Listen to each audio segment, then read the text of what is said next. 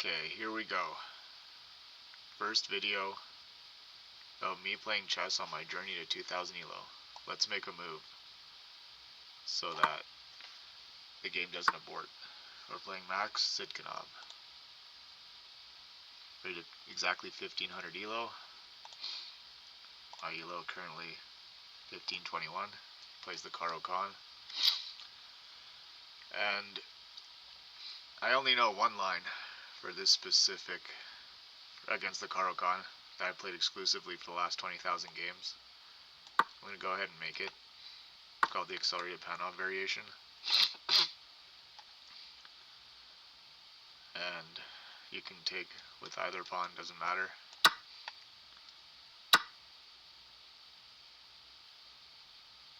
Actually, I think it's slightly more accurate to take with that pawn. But, okay. Now there's two main refutations for black. This is the more accurate one. So against this line, I always develop the bishop with check in order to obstruct this queen's connection with the pawn.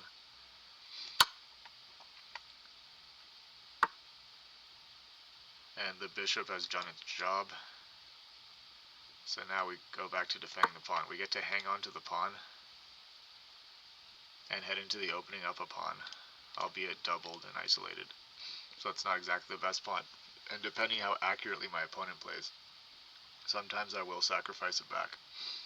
But we'll see. Not this time. I like this setup because after this series of trades, we'll likely end up with white having their own isolated pawn, which will be a long-term weakness that we'll be able to exploit.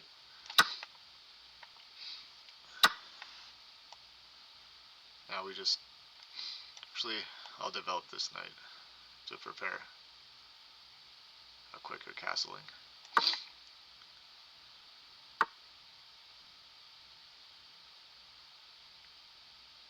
Now before I castle, do I need to prevent that? No, okay.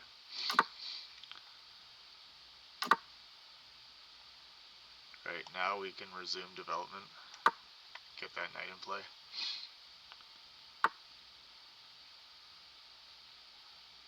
And we want to open up this bishop, possibly putting it here.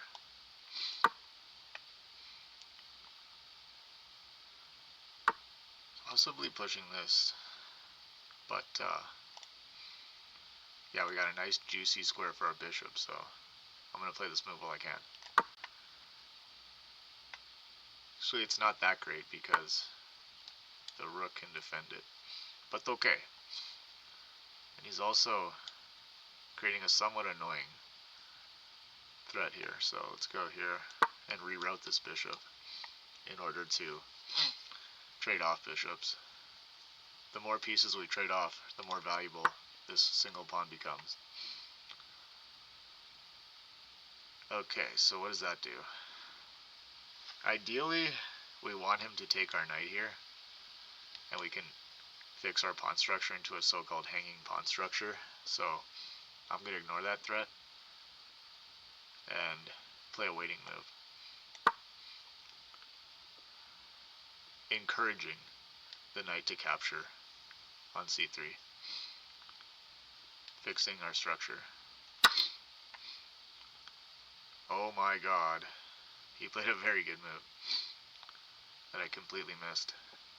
This is harder than I thought it was going to be. Let's do some calculation here. So he gets a pawn, 2 pieces for a rook. Not ideal, that's for sure. But actually, I think we have an intermezzo. Yeah. Now that I look at it, we can do this. And material is equal. And we've kind of reinforced this pawn here, so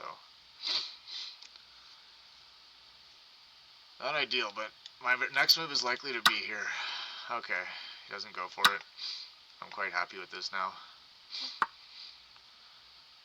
because I think that our 2 rooks will be very powerful.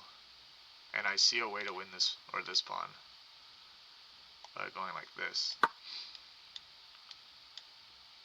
So we're going to resume material advantage, and I'll likely take with the rook here, just to double up our rooks.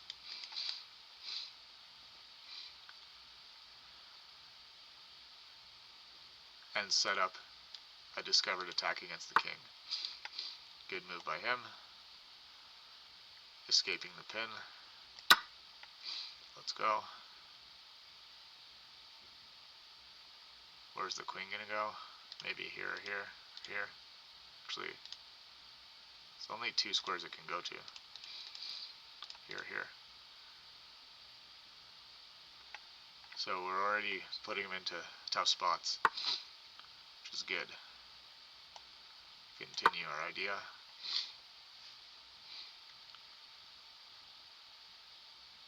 And now this pawn's loose.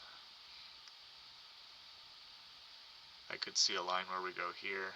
He'll have to move the knight, then we can push the rook up and win the bishop. So his position's starting to fall apart a little bit here. Let's see if we can get it.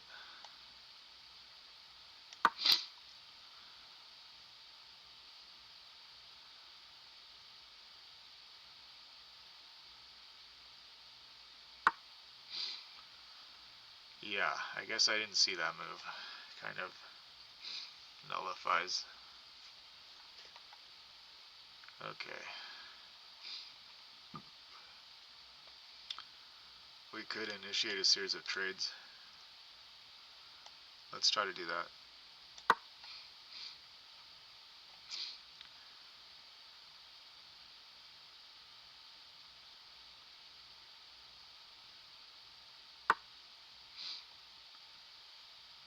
This could be really bad.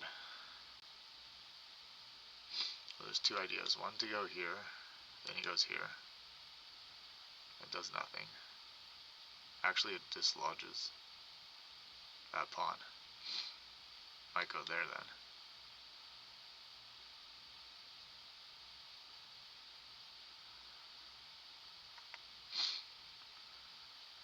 Let's see what happens if we go here.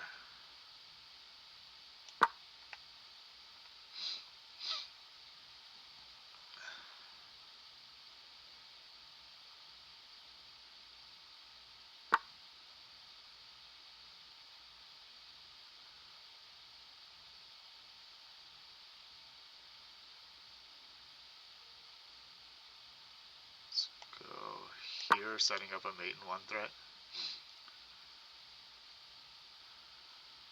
Just creating threats. And if he goes here, we'll go here, forcing a queen trade.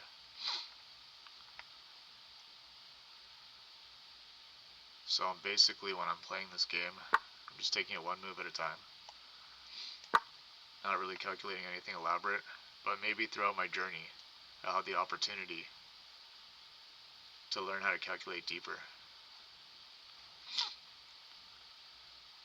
By the way, once the rook takes here, bishop here, we can double up rooks again, and that might just be game over.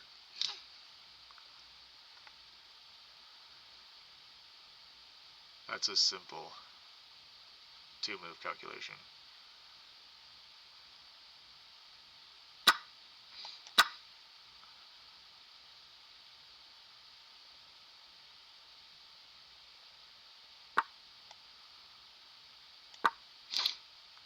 Okay, let's see what he comes up with.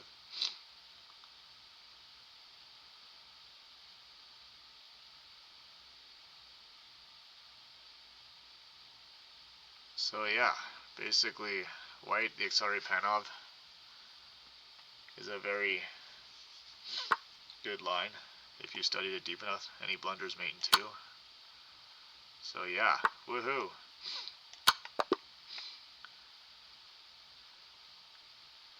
Game review. Let's see the accuracy. So 72 accuracy versus 55.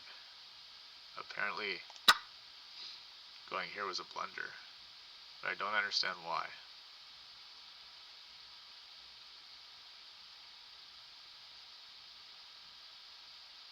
Don't understand why.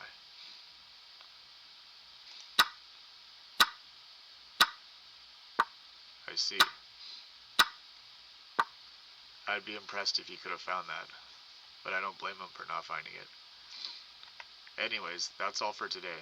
I'll continue my journey, hopefully daily. I don't anticipate every single day, but thanks for watching. Goodbye.